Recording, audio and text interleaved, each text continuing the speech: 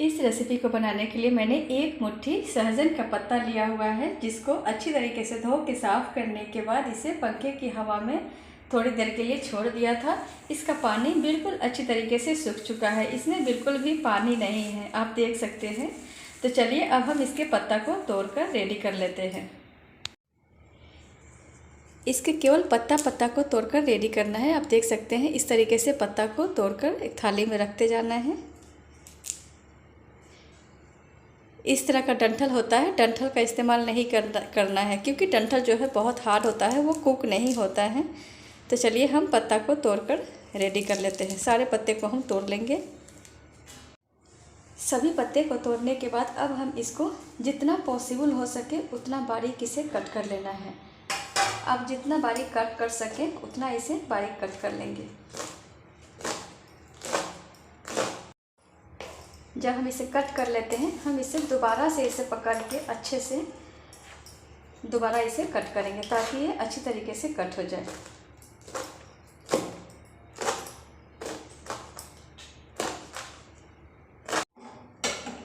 तो चलिए अब हम गैस को ऑन करते हैं और इसके ऊपर चढ़ा देते हैं एक कढ़ाई। कढ़ाई जब हल्का सा गर्म हो जाए तब हम डालेंगे 1/4 कप घी। देसी घी का इस्तेमाल किया है, आप इसकी जगह रिफाइंड ऑयल का भी इस्तेमाल कर सकते हैं। घी जब हल्का गर्म होना शुरू हो जाए तब हम डालेंगे 1 टेबलस्पून चिली फ्लेक्स। मैंने सूखी हुई लाल मिर्च के बीज को निकाल दिया और उसको मिक्सी जार के अंदर डाल के पीस दिया हुआ है। आप देख सकते हैं ये दरदरा पीस कर रेडी हुआ है। इसी तरीके से इसे पीस कर तैयार करना है। तो चलिए हम डालते हैं चिली फ्लेक्स को। 1/2 टीस्पून अजवाइन डालेंगे, 1/4 टीस्पून कलौंजी। मैंने गैस के फ्लेम को बिल्कुल लो रखा है ताकि घी ज़्यादा गर्म ना हो जाए। तो चलिए अब हम इस सभी मसालों को हल्का सा भून लेते हैं, बिल्कुल लो फ्लेम के ऊपर। इसे जलने नहीं देना है, बस इसे हल्का सा गर्म कर लेना है।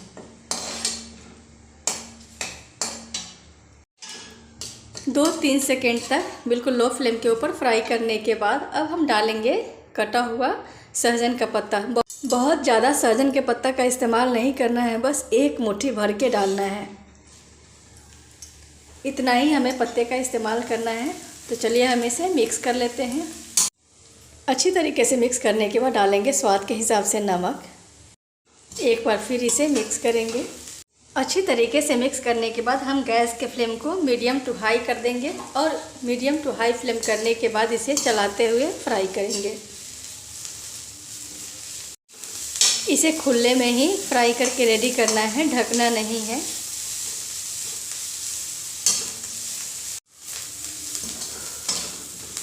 दो से 3 मिनट तक मीडियम टू हाई फ्लेम के ऊपर लगातार चलाते हुए भूनने के बाद अब हम गैस के फ्लेम को कर देंगे ऑफ और इसे हल्का सा ठंडा होने देंगे। गैस के फ्लेम को ऑफ करने के बाद भी इसे थोड़ी देर तक लगातार चलाते रहना है, क्योंकि कढ़ाई बहुत गर्म है। नीचे की तरफ से ये एक तरफ से जल जाएगा, इसलिए थोड़ी देर तक इसे चलाते हुए भून लें। जब तक सहजन का पत्ता ठंडा हो रहा है तब तक हम एक थाली ले लेते हैं। इसके अंदर डालेंगे 1 कप गेहूं का आटा, 1/2 कप चना का बेसन, 1 कप बारीक वाला सूजी, 2 टेबलस्पून भर के मैदा डालेंगे, 1/2 टीस्पून बेकिंग पाउडर, साथ में डालेंगे भुना हुआ सहजन का पत्ता। अब हम इन सभी चीज़ों को अच्छी तरीके से मिक्स कर लेंगे।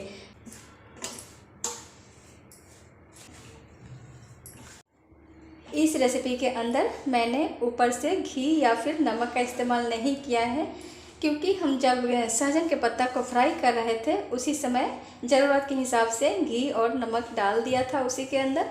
अगर आपको लगे कि नमक और घी कम है तो आप इसी स्टेज पे जब हम इसे मैश करते हैं उसी समय इसमें डाल दें और डालकर इसे अच्छी तरीके से मैश करके रेडी कर लें।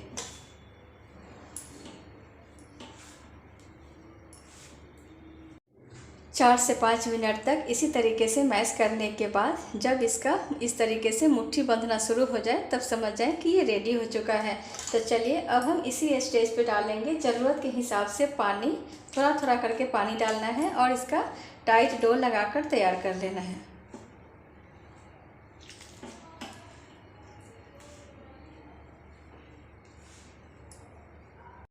मैंने इसका टाइट डो लगाकर रेडी कर लिया है। आप देख सकते हैं कितना टाइट है ये। तो चलिए हम इसे 5 से 7 मिनट के लिए रेस्ट करने देते हैं।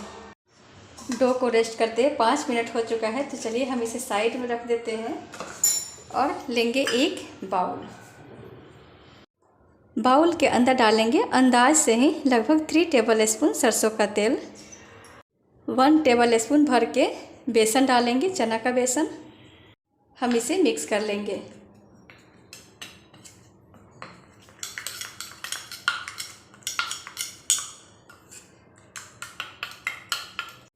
अभी ये थोड़ा सा ज़्यादा लिक्विडी है तो हम इसमें डालेंगे थोड़ा सा बेसन और इसे मिक्स कर लेंगे। मैंने इसे अच्छी तरीके से मिक्स कर लिया है। आप इसकी कंसिस्टेंसी अब देख सकते हैं। हमें ना तो इससे ज़्यादा गाढ़ा करना है, ना ही इससे पतला करना है। परफेक्ट कंसिस्टेंसी है, इसी तरीके से घोल कर तैयार करना है। तो चलिए मैंने इसे भी रेडी कर लिया है। अब हम डो लेंगे। डो को 2 पार्ट में डिवाइड कर देंगे क्योंकि हम 2 रेसिपी बनाकर तैयार करने वाले हैं। इसीलिए हम 2 पार्ट करके इसे एक पार्ट को अलग प्लेट में डाल के इसे ढक के रख देंगे। एक पार्ट से हम एक मीडियम साइज़ का गोला तोड़ेंगे, बाकी के हम साइड में रखेंगे। इस गोले को अच्छा सा राउंड शेप दे देंगे। इसको राउंड शेप देने के बाद हम प्लेटफॉर्म पे डालेंगे थोड़ा सा कुकिंग ऑयल। इसे फैला लेंगे, इसके ऊपर गोला रखेंगे और बेलन के ऊपर भी हम थोड़ा सा कुकिंग ऑयल लगाएंगे ताकि ये चिपके नहीं, और इसे बेलकर तैयार कर लेंगे। मैंने इसका जितना पॉसिबल हो पाया है उतना पतला रोटी बेलकर रेडी कर लिया है। थोड़ा बहुत फटा है तो इससे कोई फ़र्क नहीं पड़ता है, सब मैनेज हो जाता है। तो चलिए अब हम इसके ऊपर डालते हैं स्लरी, जो मैंने बेसन और तेल के साथ में घोल कर रेडी किया था। उस स्लरी को डालेंगे और इसे अच्छी तरीके से फैला लेंगे चारों तरफ। फैलाने के बाद हम इसे मोड़ लेंगे। ध्यान से मोड़ना है ताकि ये टूटे नहीं, क्योंकि मैंने इसे मैदा के साथ नहीं बनाया है, गेहूं के आटा और सूजी से बना रहे हैं, तो इसका टूटने का चांस ज़्यादा रहता है। इसलिए ध्यान से इसे मोड़ना है।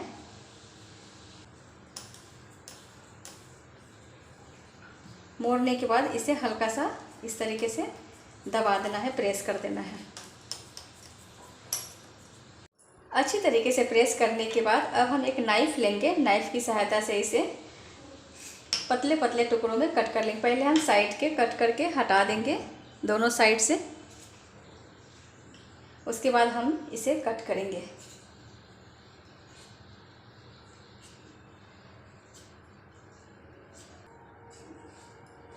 आप देख सकते हैं कितना बढ़िया तरीके से कट हुआ है। सारे लोई को साइड कर देते हैं और ये जो कट किया हुआ पार्ट है इसके साइड से हम इसे इस तरीके से हल्का सा इसे उंगली की सहायता से इसे हल्का सा प्रेस करेंगे।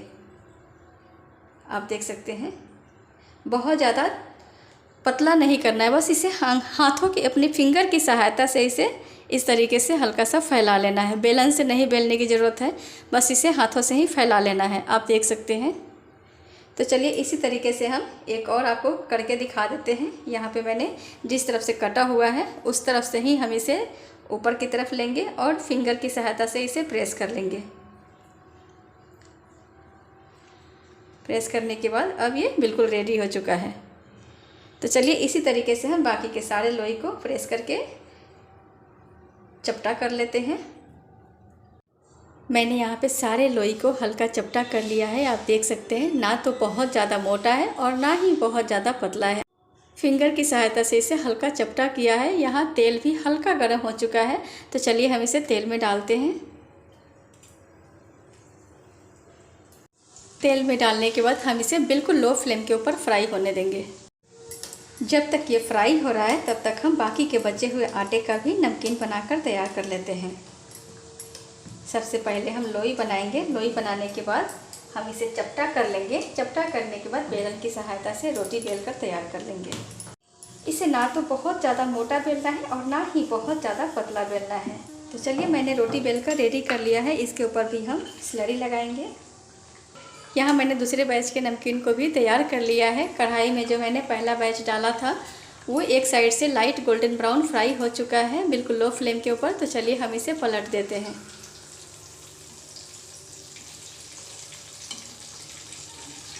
सभी नमकीन को पलटने के बाद हम इसे दूसरे साइड से भी बिल्कुल लो फ्लेम के ऊपर फ्राई करके रेडी करेंगे।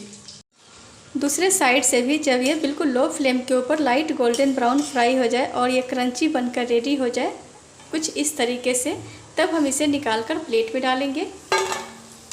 आप देख सकते हैं कितना बढ़िया तरीके से ये फ्राई होकर रेडी हुआ है।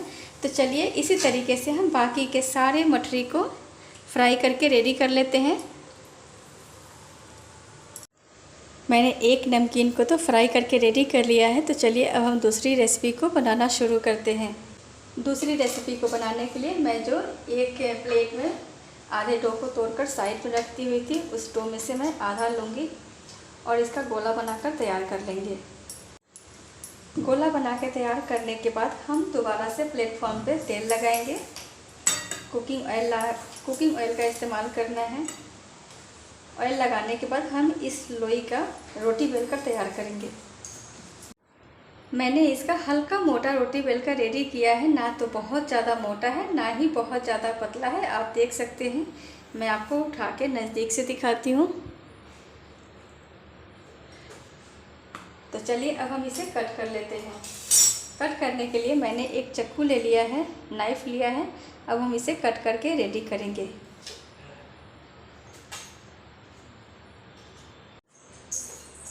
आपको जिस भी शेप में कट करना पसंद हो उस शेप में इसे कट कर सकते हैं। मैं डायमंड शेप में इसे कट कर रही हूँ।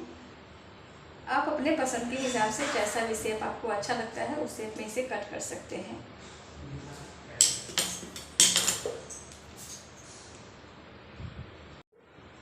मैंने इसे कट कर लिया है। आप देख सकते हैं बहुत ही आसानी से ये उठा पा रही हूँ मैं इसे।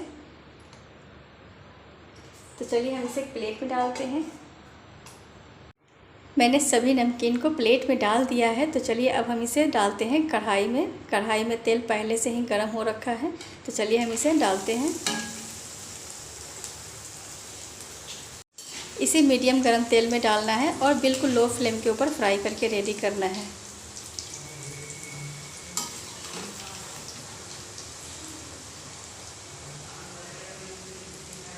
नमकीन को कढ़ाई में डालने के बाद गैस के फ्लेम को बिल्कुल लो कर देना है और लो फ्लेम के ऊपर इसे फ्राई करके रेडी करना है। जब तक नमकीन फ्राई हो रहा है तब तक हम बाकी के बचे हुए आटे का भी नमकीन कट करके रेडी कर लेते हैं।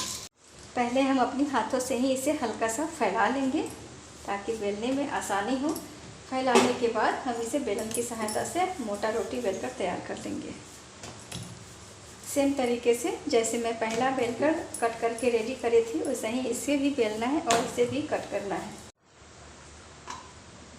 मैंने बाकी के बचे हुए आटे को ही बेलकर इसे कट करके रेडी कर लिया है।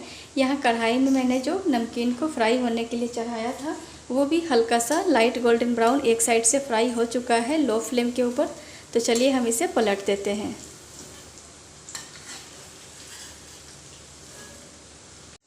पलटने के बाद हम दूसरे साइड से भी इसे गोल्डन ब्राउन और क्रंची फ्राई करके रेडी कर लेंगे लो फ्लेम के ऊपर। दूसरे साइड से भी जब बिल्कुल लो फ्लेम के ऊपर ये गोल्डन ब्राउन फ्राई हो जाए और क्रंची फ्राई होकर रेडी हो जाए कुछ इस तरीके से, तब हम इसे निकाल कर प्लेट में डालेंगे। आप देख सकते हैं कितना बढ़िया तरीके से नमक पारे फ्राई होकर रेडी हुआ है। तो चलिए इसी तरीके से हम बाकी के बचे हुए नमकीन को भी फ्राई करके रेडी कर लेंगे।